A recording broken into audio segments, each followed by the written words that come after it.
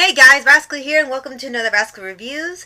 Today I'm going to be talking about not a movie specifically, but rather a cinematic universe. This was recommended to me by Sean Phoenix. Thank you so much for giving me the idea because it is something I considered talking about before. I actually had a video before, like last year, where I talked about Hannah Barbera creating their own cinematic universe with the Scooby-Doo movie. Which, I kind of had a mixed bag feelings on it. I liked some things, I didn't like some things. It was okay, and I'm hoping that they do some better movies as they go on. But that's just me. I know a lot of people really love the movie, so I'm not going to hate on anybody for that. So, Sean actually had this idea where he said, why don't you talk about the other companies making cinematic universes? And he actually had a really great suggestion because it's perfect for July. So thank you once again, Sean Phoenix, for that. Now, the MCU from Marvel is highly successful. It has really redefined superhero movies and storytelling in general. Not many movies had done this idea where all these different movies and characters take place at the same time in the same world. Usually it's all these different universes and worlds and everything. Well, now that we have the multiverse being a really big trend to use, there used to be other planets, then it was other dimensions, now we're on the multiverse. And after the MCU took off, DC has been trying and failing to make their own cinematic universe. They kind of had one with the anime ones from Bruce Timm, but they kind of stopped after a while, and that was pretty much what defined a DC animated universe. Then they tried again with the movies, which, again, this has some good ones, they have some not so good ones, and they also had a different style every time, so it was always different every time you saw it. Then you had, like I mentioned earlier, a Hanna-Barbera cinematic universe, which is currently still on its way. Starting with the Scoob movie, which was put on hold for a while and then finally released in 2020. And then, now we have a video game cinematic universe with Nintendo coming with the Mario movie from Illumination. And now we have a Sonic the Hedgehog cinematic universe with the two Sonic movies being really successful and really good, while still staying faithful to the video games. And this comes up because now a lot of people are making their own cinematic universes. Rather than making just standalone movies and their own separate universes, it's become a popular idea to connect all the stories together in one universe or in one world. Which doesn't really sound bad on paper. It's just that we might be just getting a little bit too many cinematic universes. Because we had Marvel, great. You had DC, okay, they're at least trying. They're at least getting the hang of it. Then you have Barbera, okay, why? Nintendo, why? Sonic, well, at least they're doing well there. There are so many cinematic universes now that it's starting to feel a little bloated for some people. And I'm not going to say it's a bad idea to have a cinematic universe. I don't want to make my own cinematic universe with my movies and shows. In fact, I have an idea for a regular cinematic universe and a Christmas cinematic universe having to do with all the holiday figures and everything and stuff specifically for Christmas time. But it seems like it's getting a lot because if it fails after a few times, they got to start over and they try it again. And it feels like it's happening really fast. Because the thing about Warner Bros. Now establishing a cinematic universe thanks to Space Jam, now all the universes are connected through the internet of Warner Brothers now, and they have no problem name dropping themselves and being meta, so they kind of have one going in a very untraditional way. You have people that have fairy tale universes like Once Upon a Time. Disney kind of sort of trying to do one, like they got the Mirrorverse, which makes absolutely no sense to me with its concept. Then they tried to do a connection with the Pixar films are all connected with that being a big theory. They think all the Pixar movies are somehow connected into one universe. DreamWorks doesn't really have that.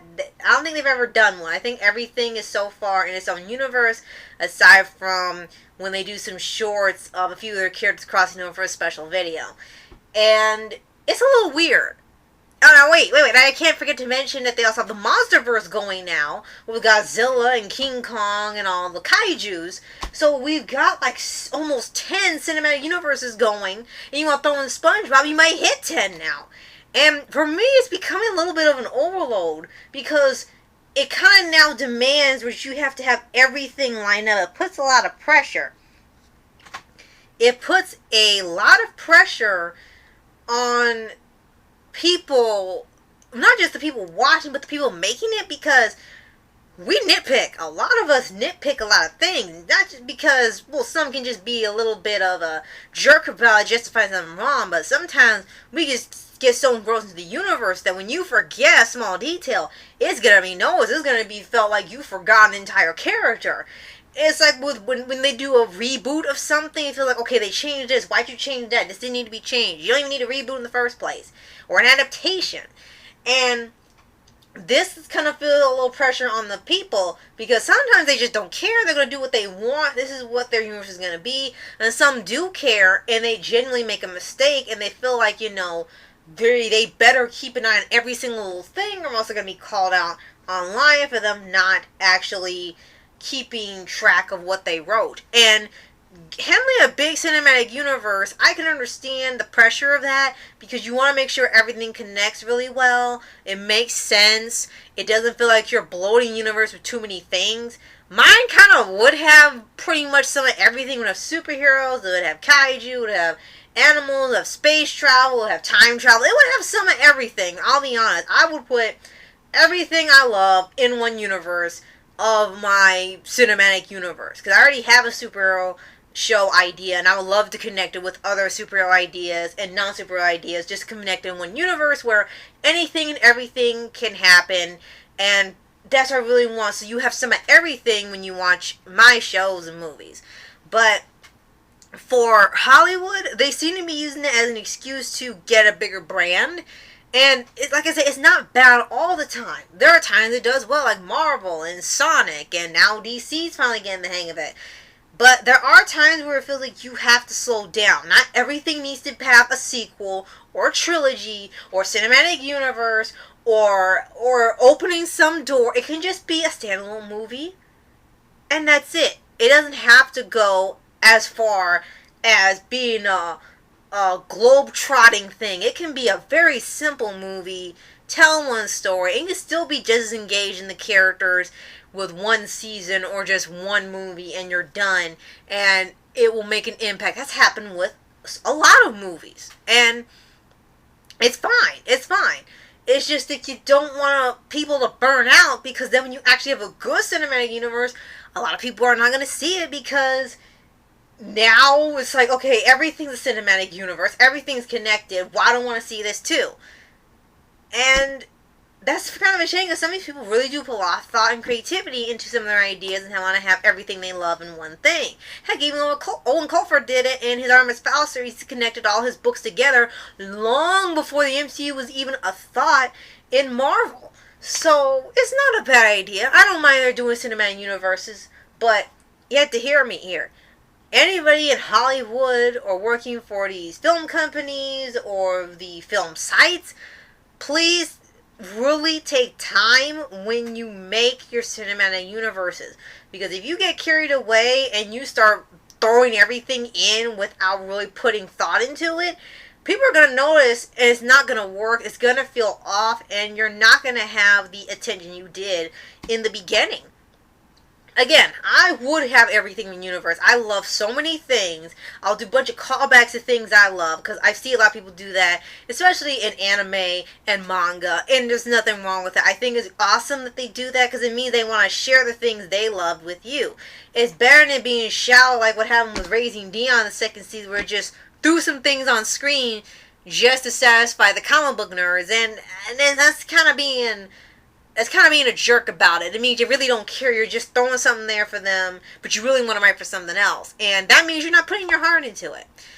So, my final thoughts on cinematic universes, they're fine. Just don't have everything be a cinematic universe. Some can just be standalones and nothing to do with a grander story. That would be great if you did it and did it so well. It's like, wow, how did you fit all this together? And who knows who'll do that. But until then, just slow down. Take your time with the movies. Don't try to crank a bunch of cinematic universes and movies and sequels and trilogies and prequels out in one time, it's going to be too much. And people aren't able to keep up, or they're going to get annoyed by it, and you're going to lose your audience. You don't want that, because long-time fans are the key to constant revenue. Because if you kick them out, that's the end. You're going to have to bank on new people every single time to see it. So that's pretty much what I have to say about the cinematic universes. I don't mind them. Just put some thought into it. And if you want to do it, put some thought into it.